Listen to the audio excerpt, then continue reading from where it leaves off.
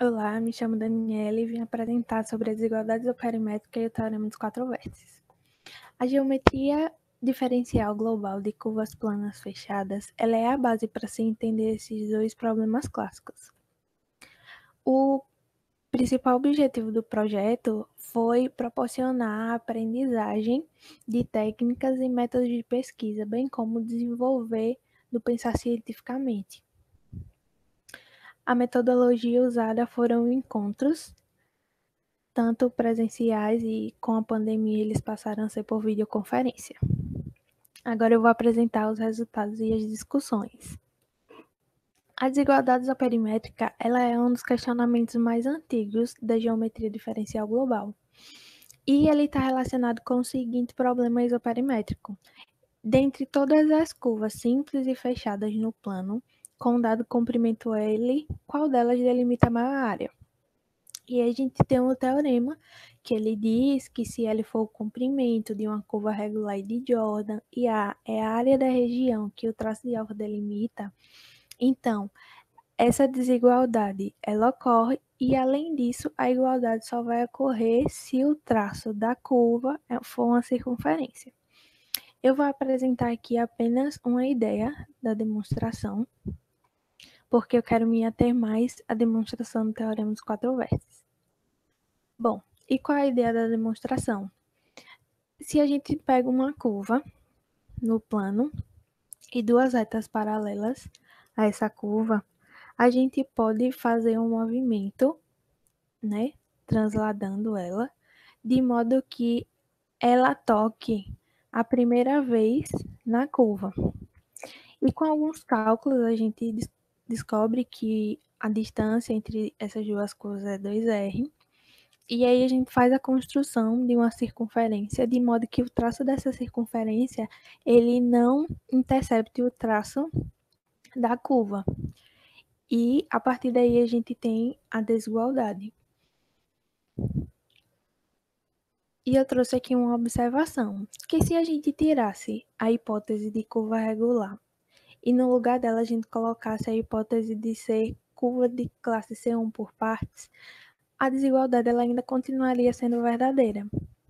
Agora eu vou falar sobre o teorema dos quatro vértices.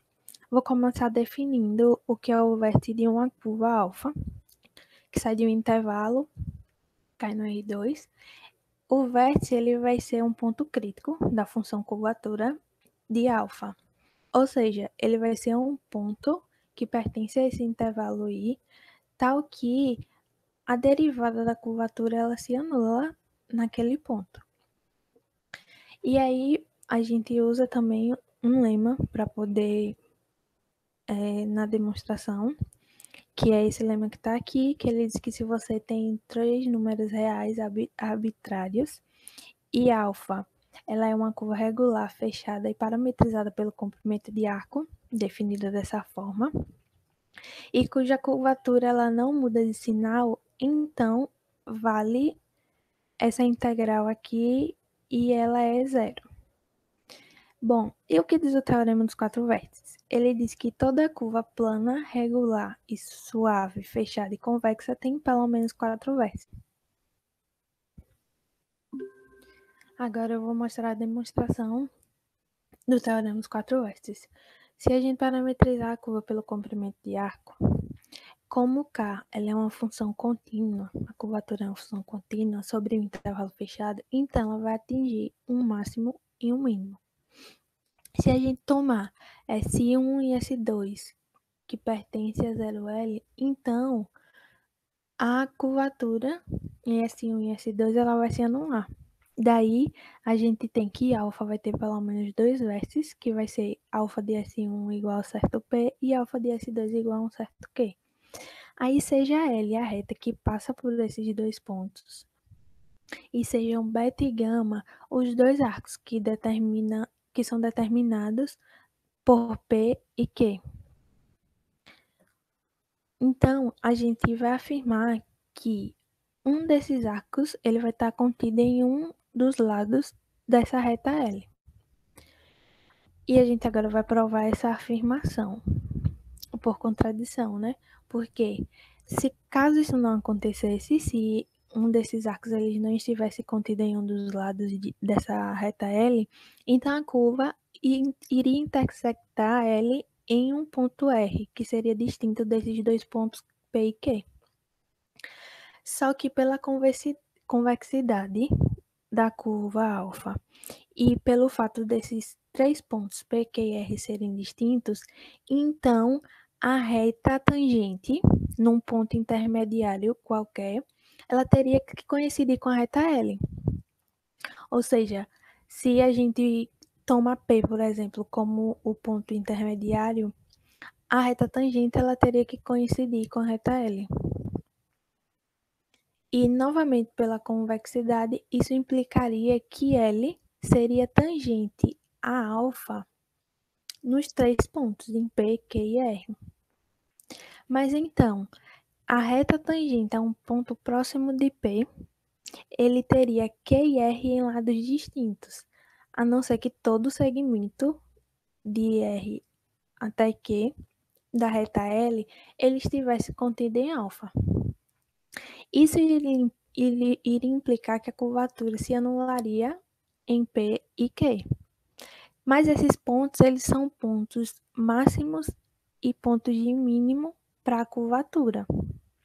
Logo, a gente teria que a curvatura se anularia totalmente em alfa. Ou seja, a gente estaria dizendo que o traço da curva seria uma reta. Mas isso é uma contradição, porque a gente já está dizendo que a curva atinge um ponto de máximo e atinge um ponto de mínimo. Bom, aí se a gente toma como ax mais by mais c igual a zero, como é a equação da reta R, da reta L, se não há outros vértices, então K' vai manter um sinal constante em um desses arcos. A gente pode ajustar todos os sinais dos coeficientes, de modo que a integral desse lema ela seja positiva. Só que isso é uma contradição, né? Porque ela essa integral ela vai ser nula. Não importa os coeficientes, não importa. A integral precisa ser nula. E essa contradição, ela vai mostrar que existe um terceiro vértice e que a K' ela muda de sinal ou em beta ou em alfa. Digamos que ela mude em beta. Como P e Q são pontos de máximo e mínimo, K' vai mudar de sinal duas vezes em beta. Logo, vai existir um quarto vértice. Da mesma forma que se a gente considerasse em gama.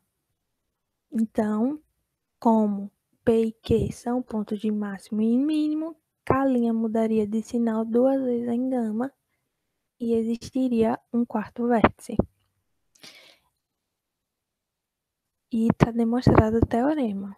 Bom, agora eu vou trazer uma outra observação, que é se a gente mudasse no teorema a hipótese de convexa por simples, o resultado seria toda a curva de Jordan regular e suave tem pelo menos 4 vértices, ou seja, o teorema ainda assim valeria. E aqui eu trago alguns exemplos de curvas que têm pelo menos 4 vértices. Na verdade, essas têm exatamente, uma tem exatamente 4 vértices e a outra tem infinitos vértices, que é a elipse, ela vai ter exatamente 4 vértices e a circunferência ela vai ter infinitos vértices. Bom, sobre a pesquisa, eu posso dizer que nós concluímos com êxito o que foi proposto no projeto. Foi possível entender tanto a desigualdade como o teorema dos 4 vértices, ver os seus exemplos, ver bem a ideia geométrica e perceber a beleza geométrica que os dois teoremas possuem, e também entender a demonstração. Aqui são as referências. Muito obrigada.